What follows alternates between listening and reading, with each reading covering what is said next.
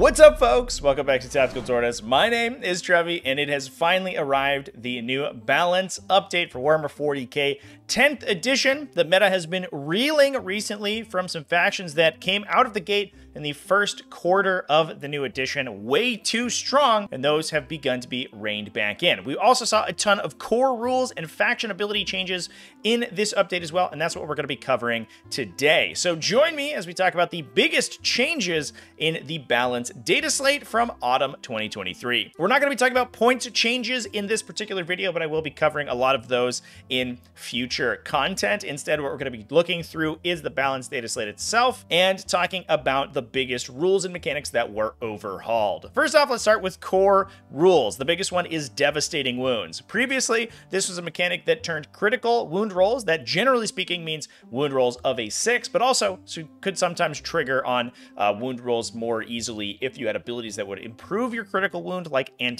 infantry or anti-vehicle, for example. That turned all of the damage from those attacks into mortal wounds, which not only ignored most save characteristics in the game, but also allowed those attacks to be split across multiple models. While normal damage can only be assigned to a single model, mortal wounds continuously are applied until all of the mortal wounds are expended. So a devastating wound weapon that did 3 damage, for example, shooting at a 1 wound unit that triggered its devastating wounds would kill 3 individual models because that damage would be applied individually. Now, however, devastating wounds has gone through a huge change. Instead of contributing mortal wounds, devastating wounds now just bypasses saving throws. You can't take armor saves and you can't take invulnerable saves. Feel no pains, however, are still there. While mortal wounds are basically damage that carries over through saving throws and carries over between models, the difference here is that that will no longer carry over between models. But also, any defense that the target has against mortal wounds will no longer apply to devastating wounds. So things like the Adeptus Custodes detachment ability or the new Norn Emissary ability that gives them a feel no pain against mortal wounds will no longer trigger against devastating wounds, making this more of a side grade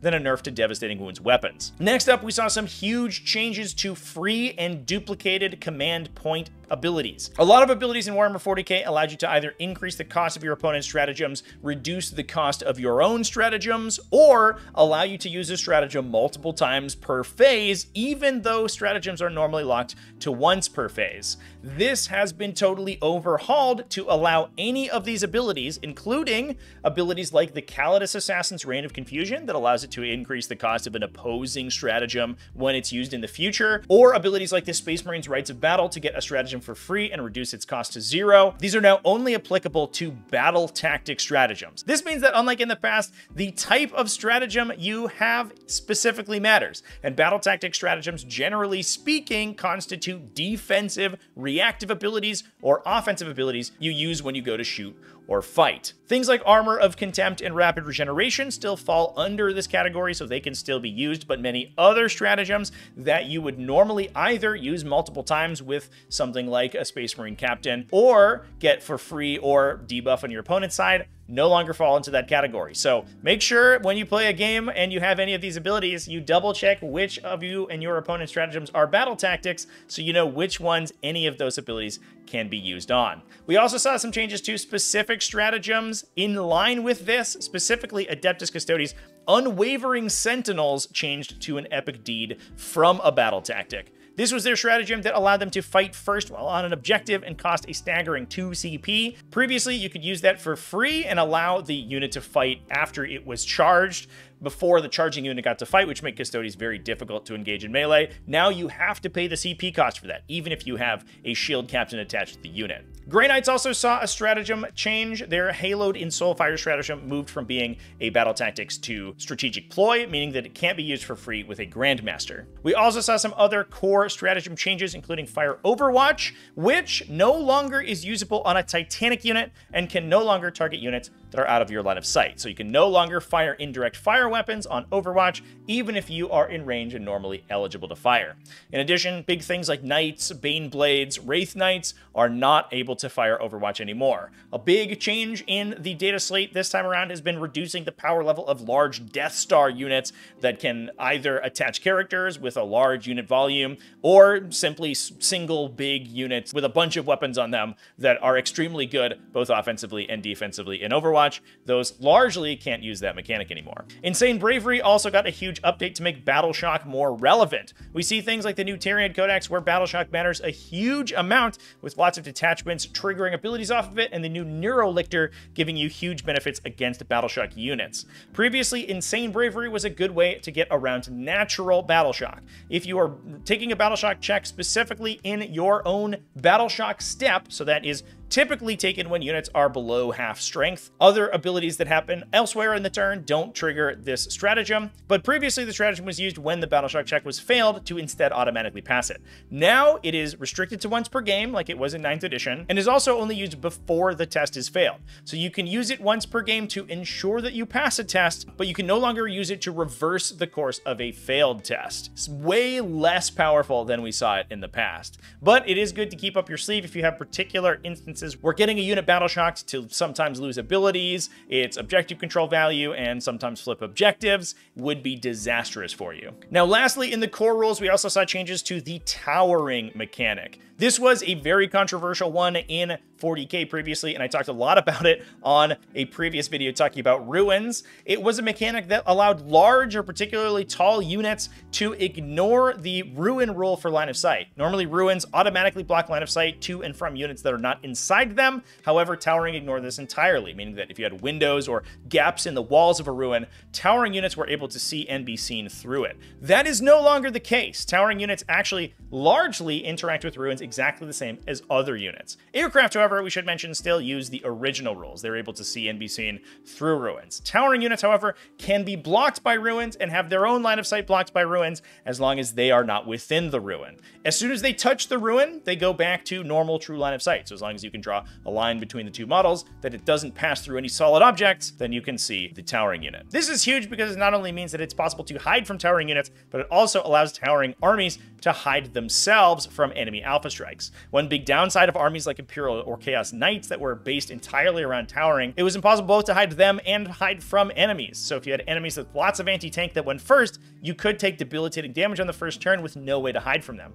And similarly, if you were lightly armored or didn't have good defensive stats and Knights went first, terrain intervening that didn't have true line of sight blocking qualities wouldn't protect you against them, and they would be able to alpha strike you off the table. Now, normally units are able to ignore ruins for line of sight when they are wholly within it. Towering units now get that when they are within it, so there's no requirement that they put their huge base or huge model entirely inside that ruin or across it to get line of sight through. So it is easier for them to see and be seen through them, but obviously if they are entirely outside of it, it will block line of sight both ways. Hugely positive, I think, both for players with towering units and for players playing against towering units, and I'm wildly in favor. Now, we also have a lot of faction changes as well, and I'm going to run through these very quickly. We saw some changes to Adeptus Custodes. As I mentioned before, their Unwavering Sentinel stratagem was nerfed. They also saw some nerfs to their maximum unit sizes, restricting their unit sizes down to mostly 5 models for their infantry squads. Space Marines also saw some similar unit size decreases. The Desolation Squad can now only be taken units of 5. The big upside of that unit was that you could take them in 10-man squads, attach characters, and apply stratagems to them,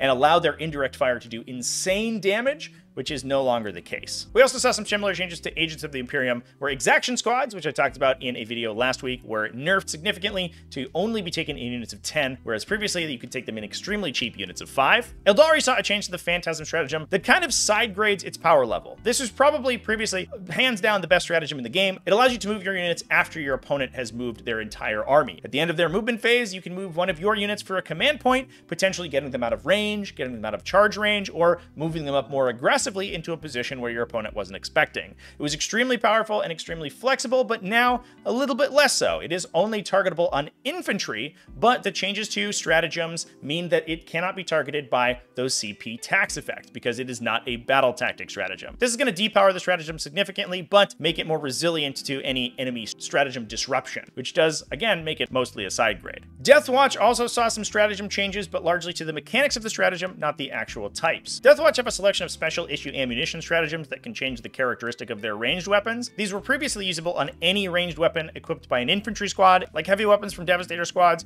or even assault weapons from Inceptor squads. These now only affect bolt weapons. This means they can still be used on things like Boltstorm Aggressor squads to affect their Boltstorm gauntlets and assault bolters on Inceptors, but largely will be significantly less useful than they were in the past. Deathwatch as the highest performing Space Marine sub-faction saw a lot of play moving up to this change, and this is going to significantly depower them, but I don't think entirely remove them. Although a lot of other Space Marine sub-factions got some huge points decreases, which might put them a little bit ahead of Deathwatch.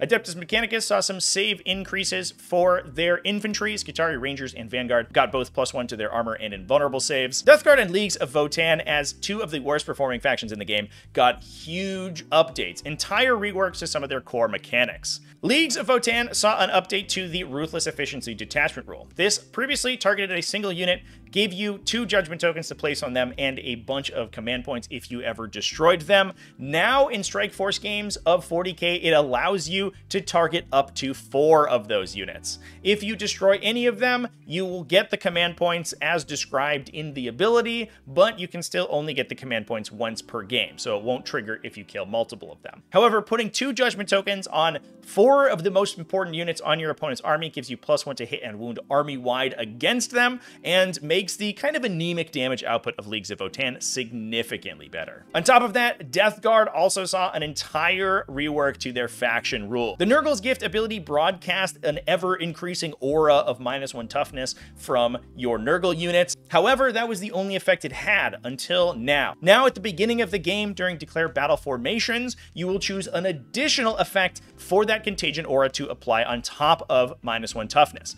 This can include -1 weapon skill and ballistic skill, -1 save characteristic to their armor saves, or -1 leadership and objective control. All of these effects are super powerful, and the ability to choose them depending on your opponent is huge. This is going to entirely redefine how Deathguard operate, and with some huge decreases to their points values as well, I think Deathguard are going to be a force to be reckoned with in the new season. I just wanted to note as well that this is technically an addition to the detachment rule. It does interact with the Contagions of Nurgle army ability, but we could see different detachments in the future have different plague effects that they will apply within that contagion range. Now, with that, we also saw some depowerments of powerful factions, including Genestealer cults. These guys got a rework to the cult ambush mechanic. We already saw this mechanic change a little bit in previous updates, changing how units were placed in relation to their ambush tokens. For those who don't know, this is an ability that triggers when many Genestealer cult units, mostly non-characters or vehicles, are destroyed. It allows them to then recycle using an ambush token that the Genestealer cult player places on the table, and then at the end of the opponent's next movement phase, resets up the unit back on the marker. Previously, battle line units triggered this effect automatically, and other units triggered it only on a 4+. Now, battle line units will trigger it on a 4+, and other units will trigger it on a 5. However, if somehow you are able to redeploy those units in the first or second battle rounds, you'll get an additional +1 to that roll, meaning that battle line units recycle on a 3, and other units recycle on a 4. However, this is incredibly difficult to do, since you then have to lose the unit on the first or second turn of the game, and then in the opponent's first or second movement phase have that ambush token on the table to recycle the unit. That doesn't happen very often, so it does make sense that we get an additional buff in case it does happen, and allows the Genestealer cult player to play more aggressively in the early game, but I don't think it's going to matter too much. Instead, what we're going to see is Genestealer cult battle line units not be able to be set up quite as often. In addition to a lot of points changes and the huge changes to stratagems, I do think that Genestealer cult players are not going to have a great time this season,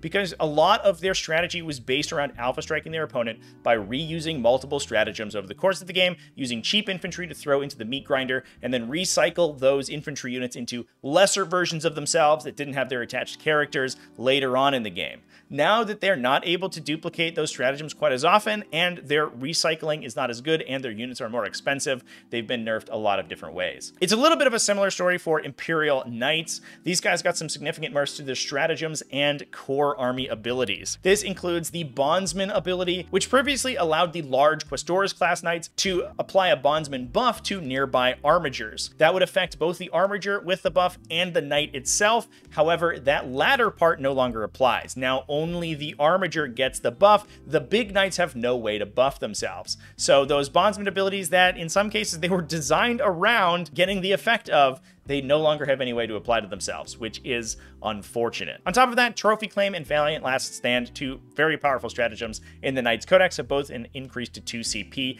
and the Thunderstorm stratagem has moved into the Epic Deed category from being a battle tactic, which prevents Canis Rex from being able to duplicate it for free. This means that the only stratagem that Canis Rex is legally able to duplicate with his free stratagem ability is Shoulder the Burden. There are no other targeted battle tactic stratagems available to that knight currently, which is a little unfortunate for him. On top of those stratagem changes, knights are also disproportionately affected by the changes to Overwatch. They can no longer Overwatch with any of the Questoris or larger chassis knights because those being Titanic can't use the strat. Instead, the Armigers can, but obviously those don't have a high attack volume and aren't very good Overwatchers. This kind of kills units like the Knight Valiant with its big Conflagration Cannon, which was kind of designed around moving up the table and aggressively overwatching light enemy units.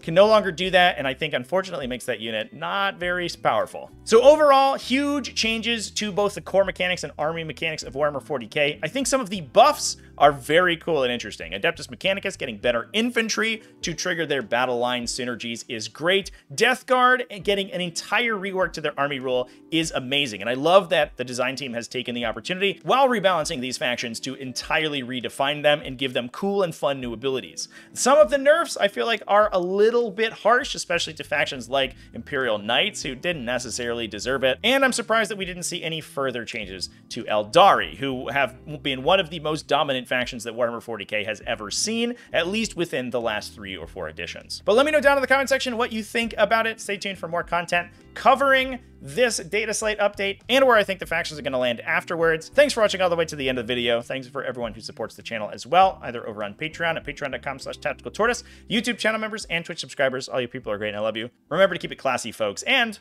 have happy wargaming.